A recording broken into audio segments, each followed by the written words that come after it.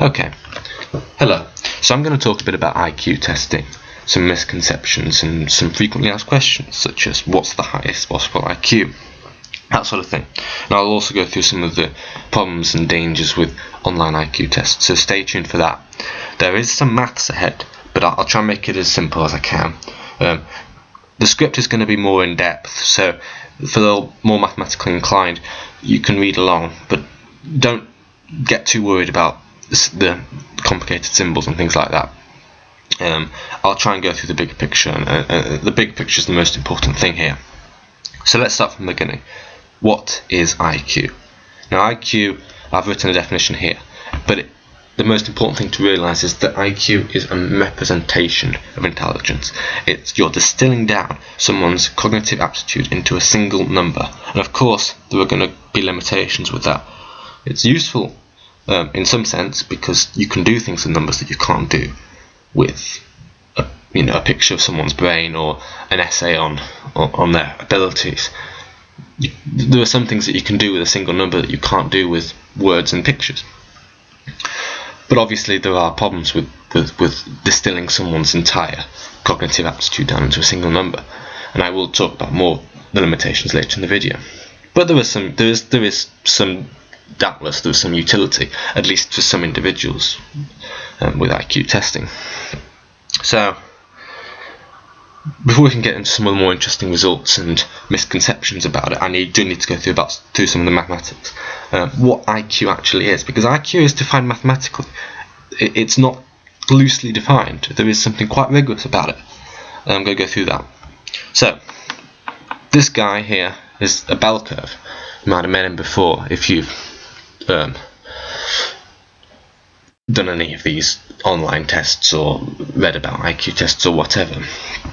But essentially you have a curve like this, and on the y-axis is sort of like your relative probability, and on your x-axis is your IQ, and in the middle is, say, 100, the average IQ, the average intelligence.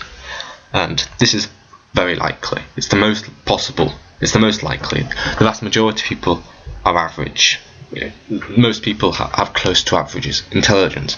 You can see that the curve drops off as you go further away from the mean, which basically is saying that the above average and the below average are less common than the average, which is kind of what you expect. And the extreme ends of the curve, the very intelligent and the very unintelligent, are far rarer. So this is something that you might have seen before, and I'll go through more of this later. But for now, I want to try and come up with an equation for this nice bell curve. This is actually called a Gaussian curve, and if you've watched some of my videos you might have heard that term before, a Gaussian curve or a normal curve. So I want to come up with an equation for that. So let's start off with this thing here.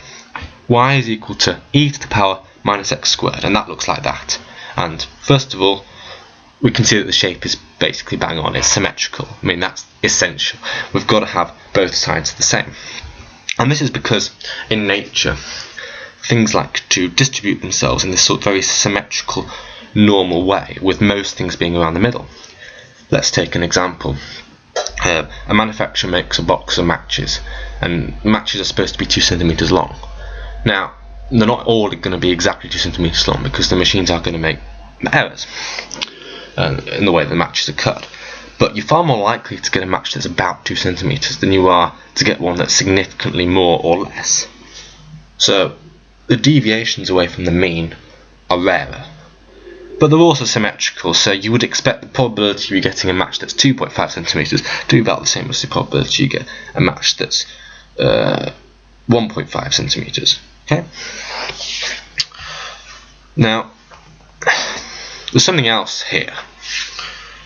In the case of the matches, the probability of getting a match of any length is going to be 1, right? The probability of getting a match of some length between 0 and, in theory, infinity is going to be 1, because you're going to have a match, right? So we have to sort of alter this curve so that the area underneath it, and this is the key thing, the area underneath the curve is equal to 1, the area underneath the whole curve, because the area underneath the curve represents the probability. So in the case of the matches, let's say that this says 0 here because it's y equals minus e to the x squared. But let's say that this is 2 and this is 3, and so the probability that a match is more than 2 centimeters is equal to the area under this part of the curve. It's the area that matters. So you can work out the probability of picking a match in a randomly chosen set by looking at the area under that part of the curve. So this curve is inappropriate because it's not normalized. The area underneath this curve is not equal to 1. It's actually equal to root pi, and this notation basically just says if you sum from negative infinity to infinity of this all across here, if you work out the area from negative infinity to infinity of this curve, you get the square root of pi. It's actually, if you want to know why that is, there's a somewhat surprising result. There's another video on this earlier that you can have a look at. But it's not right. We don't want to get square root of pi. We want to get 1. So we have to alter our equation a little bit and divide by the square root of pi. Second problem, and this one should be fairly obvious. The average IQ is not 0. It's 100. And this is just a definition. In theory, the average IQ could be 0. We just choose to define it to be 100. I actually don't know why this is. In some ways, it would be probably better to do it as 0. It seems to me a little bit of a complication to make it the average 100 for no reason. But we do choose. It is the convention for the average IQ to be 100. So we alter this by putting in place of x minus 100. And you can think of this, the way that you can think of this happening is if you drag this axis down towards the left by 100. So you can see that the 0 becomes 100 because you're pulling this x-axis down by 100. So we've got a curve that's got 100 in the middle. It looks like a bell curve. We should be sorted.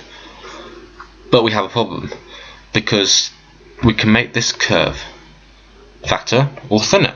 We can stretch it out, we can pull it in, and in theory there's nothing wrong with that. We can make the curve as fat as we want or as thin as we want, provided that we push down on it at the same time so that the area underneath the whole thing is equal to 1. But there's no reason that we can't stretch or push it in either.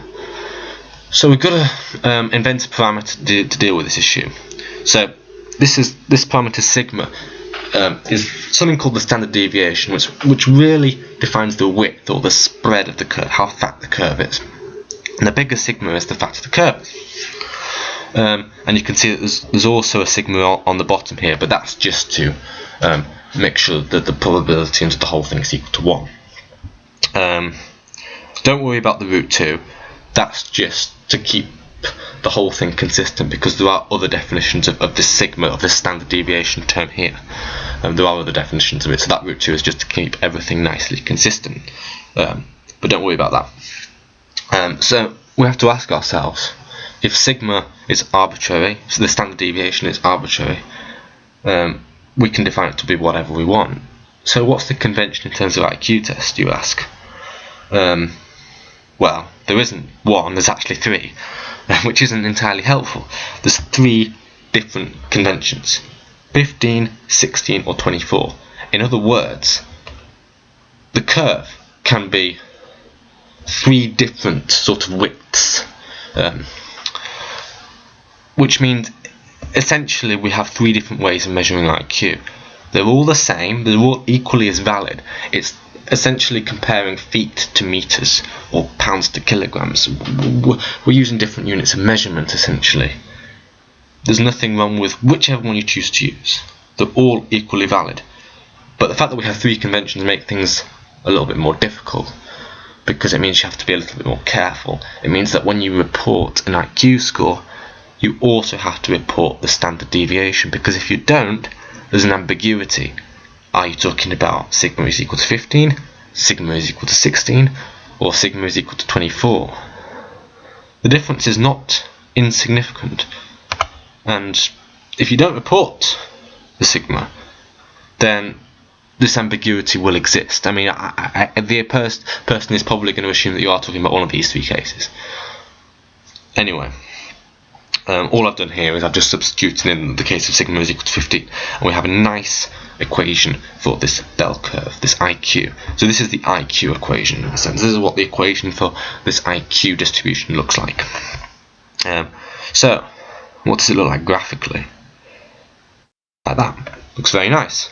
Think of the y-axis as being like a relative probability, and the x-axis is your IQ.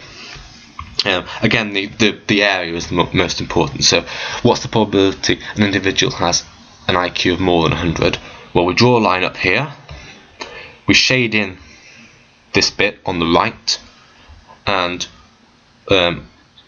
what's the fraction of the bit on the right over the total area? Well, it's exactly a half, so the probability is a half. The fraction of this part of the area where we're looking for more than 100, we'll draw a line here, more than 100, divided by the total area under the curve is 1/2.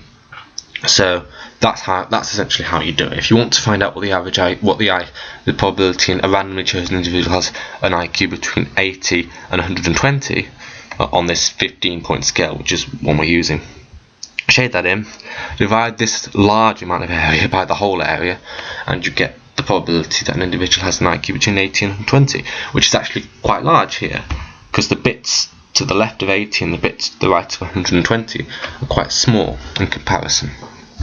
Exactly what you'd expect as well.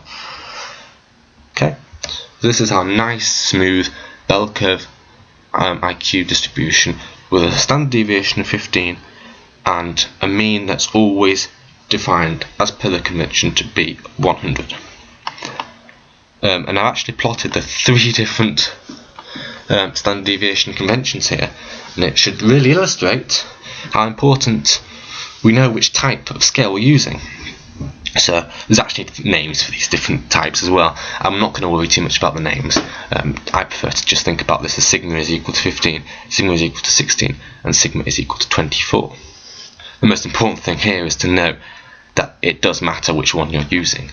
I mean, let's take an IQ of 150. A lot of people are going to be impressed by that because it's quite high.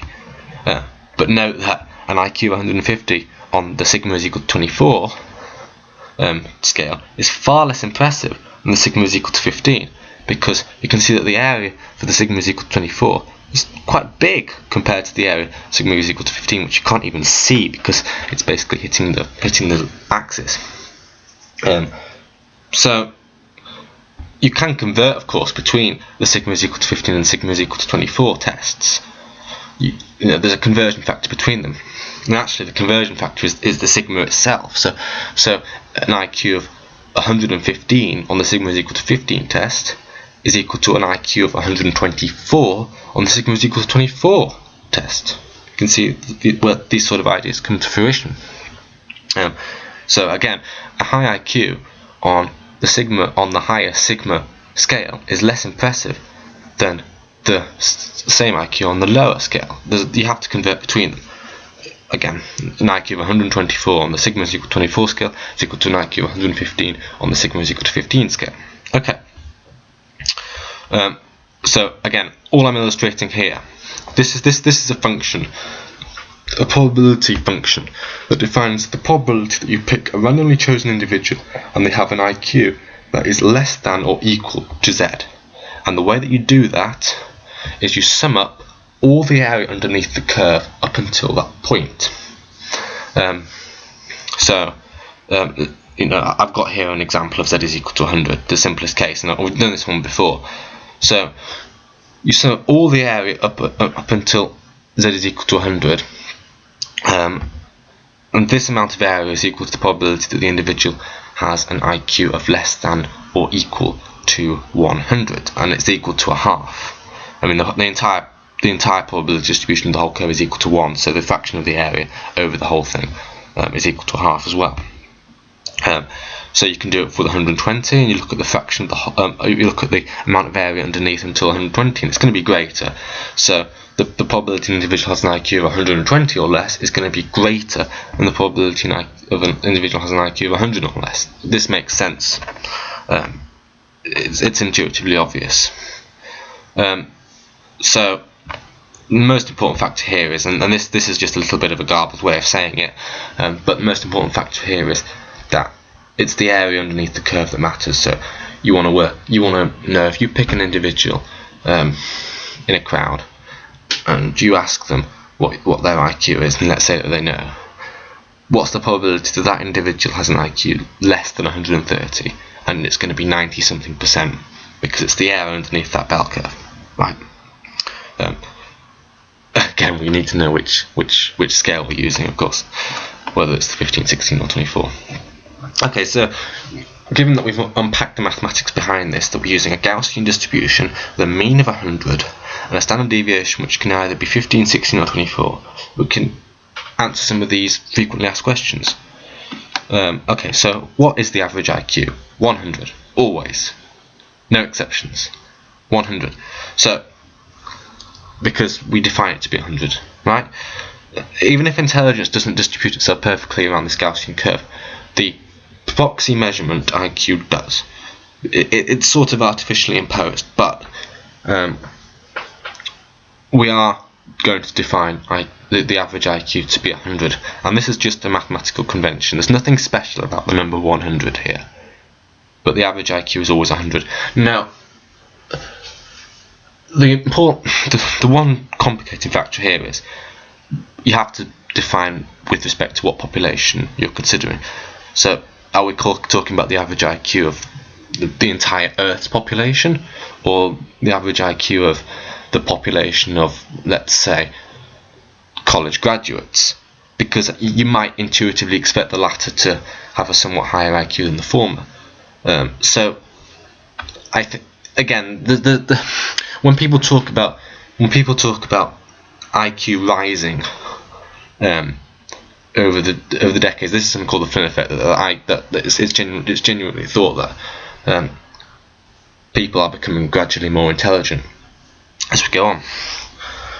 It's not strictly true to say that the IQ is rising, because IQ is always defined to be 100. It can't not be 100, because it's always defined, because the IQ of a population is always defined to be 100. With respect to the population 50 years ago, it might well be more than 100 if you're looking at the population 50 years ago. But this is important. You have to make sure you're clear with what you're defining. So, in sort of colloquial, normal terms, IQ is going to be with respect to the population of the planet, I guess, or the population of the country that one finds oneself in. So, for me, I guess the average IQ being 100 means that in my country, the average individual will have an IQ of being equal to exactly 100. Right? Okay, next question. Are negative IQs possible? Mathematically, yes. Remember, the x is equal, the mean is being equal to 100 is completely arbitrary. There's no reason why an individual could not have a negative IQ. And of course, you could actually make this very, very likely if you altered sigma to be very, very large. Remember that sigma allows us to make this curve fatter. Of course, a really large sigma is not the convention. Sigma is 15, 16 or 24. But there's no reason why, in theory, we couldn't change the convention. But yes, there's nothing mathematically that prohibits a negative IQ. The IQ scale does not stop at 0. Common misconception. IQ does not stop at 0. 0. It's completely. There's nothing special about the number 100 at all. In fact, it's downright unspecial, because compared to the number of the more special numbers here are 15, 16 and 24. It seems rather illogical to me that we would have a mean being 100 and a standard deviation equal to 15. These two numbers don't seem to play well together. Nothing special about the number 100. So negative IQs are not inherently disallowed. Okay, what's the highest possible IQ? And there is an answer to this. Now, in theory, of course, we can apply the same logic that we did with the negative IQ. There's no limit. An infinite IQ is not forbidden. Just like a negative infinite IQ is not forbidden. Of course, that would require an infinite population, because the probability of picking an individual with an infinite IQ would be infinitely unlikely. A probability that's actually approaching 0. Because of these, because although the area under the curve in these really high numbers is not technically 0, it's pretty damn close to being 0. But what's interesting is we can come up with a crude estimate for the highest IQ on the planet, given that we know the population of Earth. Okay, so I've taken the population of Earth to be 7.1 billion. So what I want to do is I want to line up everyone on the planet and pick a person at random out of those 7.1 billion, and I want to know what the probability is that I've picked the cleverest person on the planet, assuming that there's just one cleverest person on the planet. Probability that, of course, is 1 over 7.1 billion. Okay, so we can use this mathematics that we've unpacked to consider what the IQ of this individual will be, because essentially what we need to do is that, let's say that this here is the highest IQ on the planet, and this red area is the probability that an individual has the IQ or greater. What we want to happen is we want the probability of an individual being in the red area to be about equal to 1 over 7.1 billion, because that means on average you would expect on an Earth-sized planet that exactly one person would have an IQ that is equal to that or greater. So that is actually calculable using the mathematics that we've unpacked, and some that I'm following the mathematics more closely can see I've actually written it out in mathematical form using this f of z I've already defined here. But people just want to know the answer, so I'm going to just tell you the answer. Okay, so again, it depends on the scale, whether it's 15, 16 or 24, right? So of course on the higher standard deviation scales it's going to be a higher IQ, because again the bigger scales are the fatter curves, right? On the 15-point scale, the IQ of the cleverest individual is 195 approximately. Can't do it exactly, but the IQ of the cleverest individual is about 195. On the 16-point scale it's about 201, and on the 24-point scale it's about 251. At this point, if someone tells you they have an IQ more than 251, they are lying. They're just wrong. They don't understand IQ tests, basically. And given that, in fact, I believe that the 15-point convention is actually the more common of the three. So the 15-point, I think, is the one that's used the most.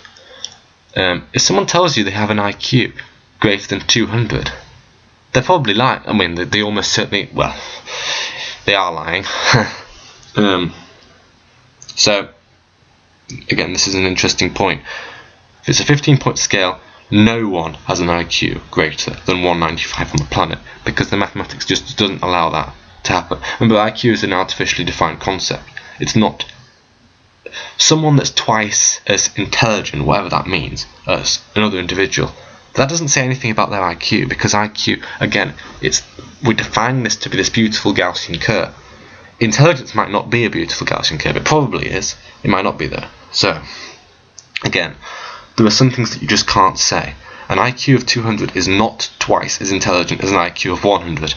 Two people do not have an IQ of 200 compared to one person. That's nonsense. An IQ of 50 is not twice as stupid as an IQ of 100. That's also nonsense. All of this is nonsense, right?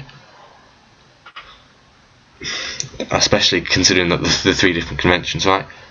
You can't do this sort of, this person is twice as intelligent, so their IQ is twice as high.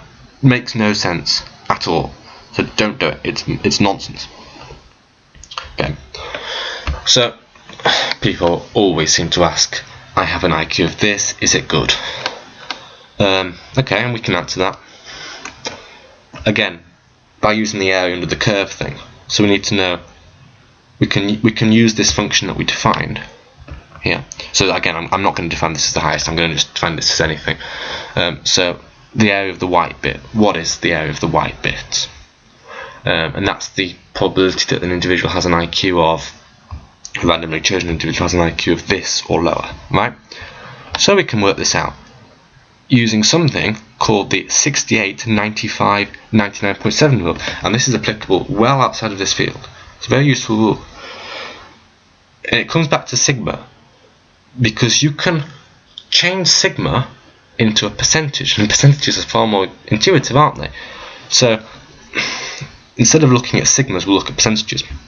Essentially, this means that if that 68% of people have a score that's 1 sigma away from the mean or lower. So let's say that this happens to be equal to 1 sigma. So in the case of the 15-point scale, this is equal to 115. In the case of the 16-point scale, this is equal to 160. In the case of the 24-point scale, this is equal to 124. So in the case of the 15-point scale, the probability that a randomly chosen individual has an IQ of 115 or lower is equal to 68%. So 2/3 of individuals have an IQ of 115 or lower, and 1/3 of individuals have an IQ of 115 or higher, on the 15-point scale, of course, not to confuse. I mean, again, these numbers here come from the properties of this nice Gaussian curve. That it's not really about IQ tests. It's more about the Gaussian curve in general. This beautiful curve that we're just using for IQ tests. Okay, so we can extend that for 2 standard deviations, or in the case of the 15-point scale, for 130, because 2 times 15 is 30, and 30 plus 100, 130. 95% of people have an IQ of 130 or less. So 5% of individuals have an IQ that's higher than 130 on this scale. And you can obviously the same logic applies to the 99.7 part of and the 3 standard deviations. So I've written this out quite nicely. So again, on the 15-point scale, you can say mathematically that an individual with an IQ of 145 is in the top 0.3% of the population. Okay, so that's most of the sort of heavy mathematical points. Let's go on to some more interesting facts about IQ and intelligence in general. So Dunning-Kruger effect, this is really interesting. It's about the relationship between intelligence, perceived intelligence, or actually more generally, the relationship between aptitude and perceived aptitude. Essentially, people like to think that they're cleverer than they are, which is not really unsurprising. People always like to think more of themselves, and there's nothing really wrong with that. People like to be held in high esteem by themselves as well as others. So this is actually an image from a paper made, unsurprisingly, from Dunning and Kruger, and this isn't actually IQ, but it's something vaguely related to perceived logical reasoning ability. And you can see that this perceived ability is well up here, and the actual test scores, well, for the people that have the lowest logical reasoning ability, they still think they have a pretty high reasoning ability. You can see that as the actual test score increases, not a lot happens to the perceived test score. So essentially, people that are below average tend to think they're quite a long way above average, and whereas the people that are actually really quite good tend to be a little bit more humble about this. But Dunning and Kruger themselves basically said, somewhat harshly, I think, that people that are incompetent about something don't fully understand their own incompetence. If you've just started out learning something, you don't even understand how little you know about that subject. So you perceive yourself doing a lot better than you'd expect. Whereas the people that really know the subject inside out perceive their own limitations. I certainly found that when I was learning quantum mechanics. And indeed, the more you learn about it, the more that you learn that you don't know. Right? It's a real humbling experience that the more you delve into a subject, the more you learn that you really don't understand that subject at all. So that's the Dunning-Kruger effect, and it's not just about IQ. So people with low IQ will tend to think that there's something. It's something like, for an American population, I think there was a poll done. It's something like 98% of individuals think that they have an average or above average IQ. So it's quite a stark effect. Should be quite humbling, and I've got the title of the paper here if you want to have a look at it. Dunning-Kruger, 1999, I believe. So I'm going to end this with a bit of a discussion on online IQ tests, because I've taken a lot of them, not so much for the desire to know my own IQ because I don't really care. IQ tests just interest me for some of the reasons that I've been going through. And what surprises me about these online IQ tests is there's a real range. Some are shockingly bad. I mean, I've actually got a list of the IQ tests that you can find online, and I've actually ranked them how bad they are. I'm not going to release this list because of two reasons. Firstly, I'm worried that I'm going to be sued over saying which ones are so shockingly bad, because people that let's say people that are scam artists don't like being told that they're scam artists, so I don't want to be sued. And secondly, the ones that are actually quite good, I don't want to link people to those ones, because what I tend to find is that people are depressed about how badly they do on them because they don't get the overinflated scores that you would tend to get on the normal ones. So I'm not going to link to any IQ tests, although if people want to link me to IQ tests they find, I will be able to give my honest opinion on them, because the chances are I have evaluated it. So I know most of these IQ tests inside out. I could probably give you a pretty good opinion of whether there's any worth in doing it at all. And probably the answer to that question is going to be no. However, there are a few things to consider about IQ tests to ascertain their credibility, and I've summarised this into 7 key points. Point number 1: does it tell you which scale it's working on? The 15, 16, 24 thing. If it doesn't tell you which scale it's working on, does the person that wrote the IQ test even have any understanding of this at all? Be very suspicious if it doesn't tell you what scale, and it might not give you a number. It might have a fancy name for it. What did I say it was called? Velshire, Stanford, Binet, Cattell, whatever. It might have a fancy name for it, but in some way or other, it needs to tell you what the standard deviation is, and if it doesn't, be suspicious. Number 2, is there any evidence that they are trying to standardise, to put the IQs on this lovely bell-shaped curve distribution? In other words, are they measuring you with respect to other individuals, or are they just arbitrarily assigning everyone random numbers? Well, not random, but numbers that really have no impact, no relation to other individuals. Remember, IQ compares you to the rest of the population. The average IQ is 100. Some people have an IQs less than 100, some people have IQs more than 100, but you are being compared to other people. If there's no evidence that you're being compared to other people, it's probably a pretty poor test. Number 3, the vast majority of online IQ tests will tell you that you are cleverer than you are. And this is an unfortunate and rather humbling fact, but a lot of IQ tests online have very overinflated scores. If you go on these internet forums and you're coming out with people saying they have IQs of 170, 160 or whatever, be very suspicious. Remember that even an IQ of 145 on the 15-point scale is the top 0.3% of the population, so that's 3 in 1,000. That's really quite rare. So you know, when you're looking at IQs that are well above 145, be quite suspicious of that, because these are genuinely rare. And consider whether someone with such a high IQ would be spending their time doing this sort of thing in the first place. It's a point worth noting. So again, be suspicious of that. Number 4, does the test have a reasonable IQ range? So does it just measure high IQs? If it does, be suspicious. IQ tests were never designed to measure high IQs in the first place. This is just a narcissistic thing. I would say that something like 70 to 130 on the 15-point scale is reasonable.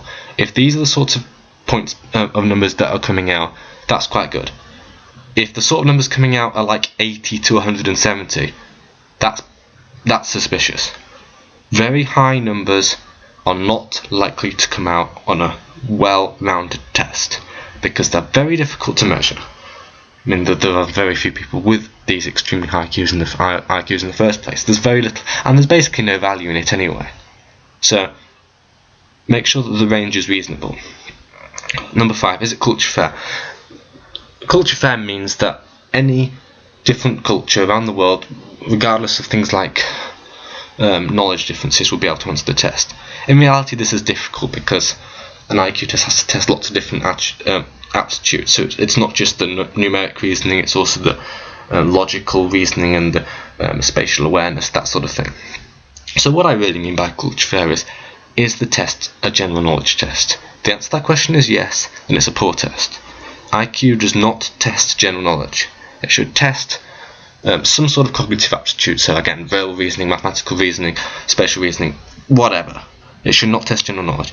If the test relies on a large amount of general knowledge, then, again, be suspicious of that. Number 6, does it seem professional? Okay, so the actual proper professional IQ tests are timed. So I would expect a proper test to be timed. It's going to have a reasonable number of questions, and it's not going to be one of those stupid quizzes about elephants in a fridge, or the colour of a bear, or an alarm clock that's 13 hours until, all these sorts of things, these sorts of questions that are just designed to catch you out. This is not a proper test, right? The tests are not going to be random quiz type, childish, gotcha type things, involving animals in fridges. No. Or I have 3 apples and take 2, and things that are designed to just trick you out. That's not measuring IQ. That's just measuring your ability to see through a bunch of pointless semantics. So, does it seem professional? Probably a good reason to believe it is. And number 7, is there any reason to believe it's credible? Is it endorsed by a higher education institute? Does it have the university of something? It might be a trial, might be an experimental test. I mean, these are all good signs.